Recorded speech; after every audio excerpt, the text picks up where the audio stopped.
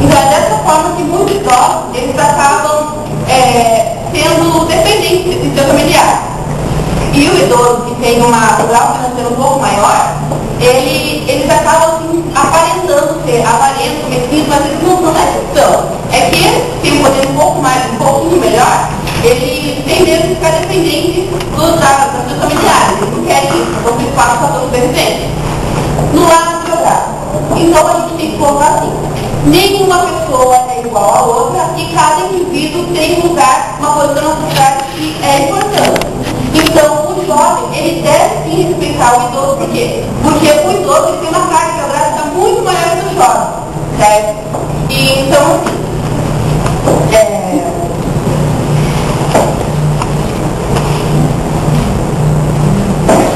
eu falo para vocês aqui agora alguns preconceitos que são cometidos com os idosos. Então, o preconceito, depois você me conta. Então, é aquele preconceito que os familiares, as pessoas, elas não querem escutar o idoso. Então, elas acabam ignorando totalmente o seu lado geográfico. O preconceito, saúde é tudo. Por mais que o idoso tenha uma saúde excelente, eles não vão respeitar a decisão alimentar do idoso só pelo fato da idade. Sexual assexuado. Então, os familiares, depois da sexual do idoso, tem que preocupar, achando, na verdade, que não tem uma vida sexual ativa. O sexual 2, o idoso, ele nega que já não tem uma vida sexual tão ativa como antigamente, né? E o tipo boneco, eles não levam em conta o estilo que o idoso veste, devido às vezes ter um problema mental, por isso que ele é idoso de uma forma bem mais prática. E veja comigo, o idoso às vezes tem algum negócio da família que ele quer cuidar, aí chega alguém da família que acha que ele está inapto e diz, você pode achar que eu cuido do seu inapto, eu sou mais jovem, então posso cuidar do senhor. Então, assim, a gente deve evitar o preconceito, a gente precisa evitar também o preconceito e pensar em referir e não assim, só referir algo que ele define, ele se foca na verdade, e a gente, antes de agir com o preconceito, a gente deve colocar no lugar dele e saber que ele também já foi jovem, que ele também já teve várias aventuras. Preconceito linguístico. O preconceito linguístico, ele é sustentado por mim. O primeiro mito é brasileiro não sabe português, só em Portugal se fala bem português. Esse mito é sustentado porque aqui ainda no Brasil a educação é voltada para as normas linguísticas de Portugal e pelo complexo que o brasileiro tem de inferioridade enquanto povo. Mas o que acontece, a gente tem que parar para pensar que o nosso português ele é diferente do português falado em Portugal e que nós somos culturas diferentes. A única coisa que a gente tem em comum é a ortografia. Então, para equilibrar esse preconceito, para acabar com isso, a gente deve ter em mente que o nosso português é diferente do de lá, somos culturas diferentes e a gente tem que acabar com a dependência gramatical que temos em Portugal. Segundo mito é que português é muito difícil. O brasileiro que diz que português é muito difícil porque ele tem que decorar formas e regras que na verdade não servem para nada. E porque também, novamente, ele é educado pelas normas linguísticas de Portugal. Então, para acabar com esse preconceito, a gente deve entender que só vai acabar quando a gente se concentrar no real, vivo e verdadeiro da língua portuguesa aqui no Brasil. Já que todo falante nativo de uma língua, ele deve falar com a língua. Terceiro preconceito é o certo é falar assim, porque se pega o que ocorre em toda a língua é um fenômeno chamado variação. O que é isso? Toda língua, por mais que ela seja a mesma língua, ela é falada diferente em todos os lugares. Ela não é falada de modo idêntico. Mas, mesmo na língua, ainda obriga o aluno a pronunciar de jeito que quiser. Então, a única maneira de evitar esse preconceito seria a escola considerar a pronúncia do indivíduo. As pessoas têm instrução falam errado. Por quê? Porque elas têm como base a crença de que qualquer termo que puxa da gramática escola-dicionário é errado. Então, quem fala fora desse padrão é errado. Mas, na verdade, esse preconceito ele decorre do preconceito social. Por quê?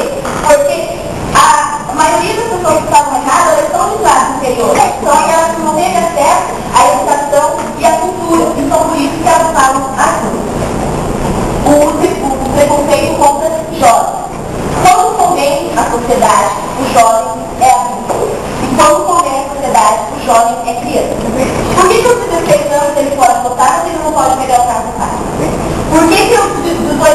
pode sair para defender o país em caso de guerra, mas ele não pode viajar para fora do país antes dos 21 anos. É por isso que o preconceito contra jovens, ele se torna algo particular. Por quê? Porque quem tem o preconceito contra o jovem é o adulto, mas o adulto também não foi jovem e também não foi discriminado. Ele comete isso por inveja, por proteção, por ver que o jovem ele não reage ao preconceito que o adulto está tendo com ele.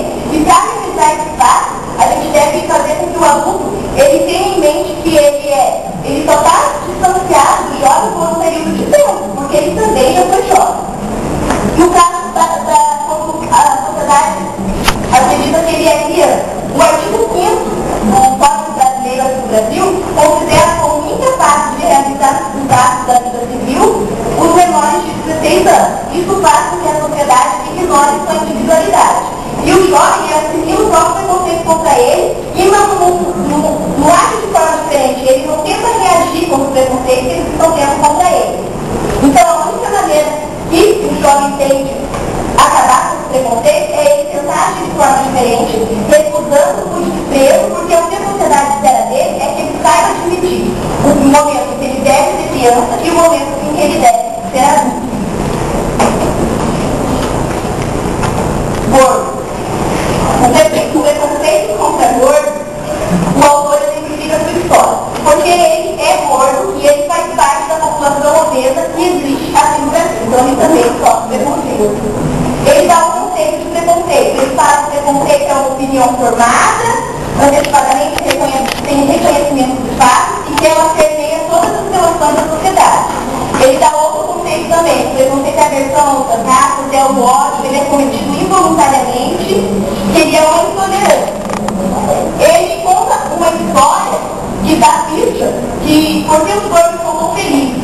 Porque ele conta a história de uma garota que era gorda, mas que ela foi considerada a adolescente mais bonita do seu país em um concurso de obesidade. Porque lá no país dela, ser gordo era sinal de beleza. Então, ela foi considerada a adolescente mais bonita do país e ela era feliz. Quando ela ganhou esse concurso, ela recebeu vários prêmios. E um dos prêmios dela foi vir para o Brasil. Quando ela chegou aqui, ela achou que o país era bem exótico, porque era cheio de contratos. Em país que festeja a miscigenação racial dele e que tem preconceito contra negro e contra índio. Um país que tem riqueza e tem miséria. Um país em que as classes são menos favorecidas. E um país que tem outro padrão de beleza, que não é ser gordo. O país que essa menina mora é a Nigéria. E lá, ser gordo é sinal de beleza. O autor no final ele se questiona: vamos todos para a Nigéria, porque lá não tem preconceito, ou ficamos aqui no Brasil onde baleia é a mãe? Preconceito contra a baleia.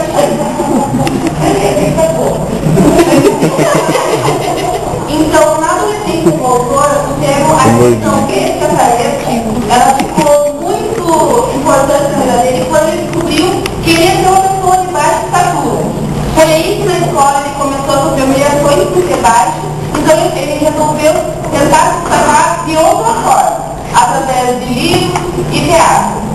O preconceito contra pessoas baixas, ele causa um sentimento de inferioridade, mas ele pode ser superado. Então, assim, uma forma alternativa é a pessoa se fazer notar, certo? Dessa forma, ela vai adquirir autoconfiança. O problema é que quando ela tem que expor essa autoconfiança, ela vai ter